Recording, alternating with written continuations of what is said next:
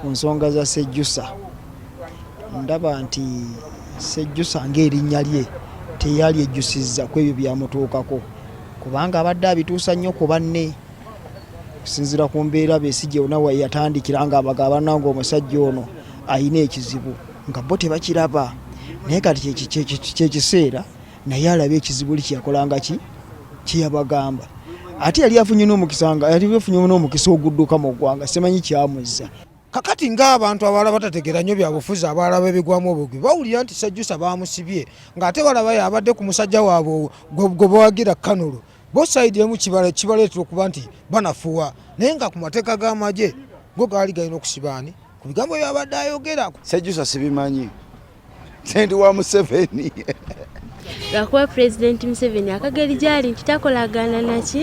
na Sejjusa olw'okwogera ebyamabiri ebyaliwo kati ensonga lwaki takola ki tayagala Sejjusa naye nga Sejjusa talina musango guli awo. Ndaba nti okusibwa kwa Sejjusa mulimu ebyobufuzi ebyenge ebyobutaagaliza abantu balala kubaawo nga baako kye batuusaako ku ggwanga kuno okukulaakulanya ku ggwanga olwo bavaayo ng'abo bagezako okubazibikira. naye muzeeyi bwe yalina otuwa emirimu tukole banga ffe tusiiba wano tetulina kyakulya tusiiba njala naye kyetubale tusaba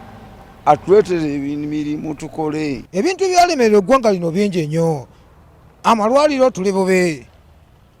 education eyo baga bonna basome ate nga yo bonna bakone.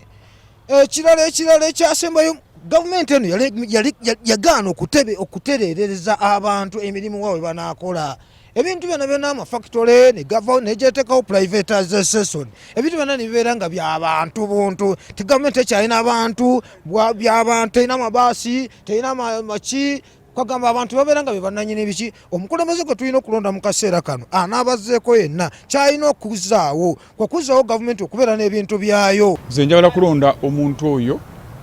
anaatwala eggwanga lino mu maaso mu byobulamu mu byenjigiriza mu byenguudo gana abantu okufuna emirimu okuba nga tufuna emirimu tukola abavubuka bafuna emirimu. Kituufu kiri nti okukyusa kwetaagisa Museveni alina byakoze ng'omukulembeze naye alina ebimusobako ng'omuntu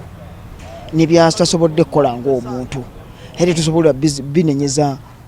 ye yekka wabula tubinyeza olwo ababadde mu sisitimu eno omuli ne Mukulu Mbabazi kuba naye abaddemu ebbanga ddene. N'olwekyo ku nsonga y'okulonda kituufu twali bali tukyusaako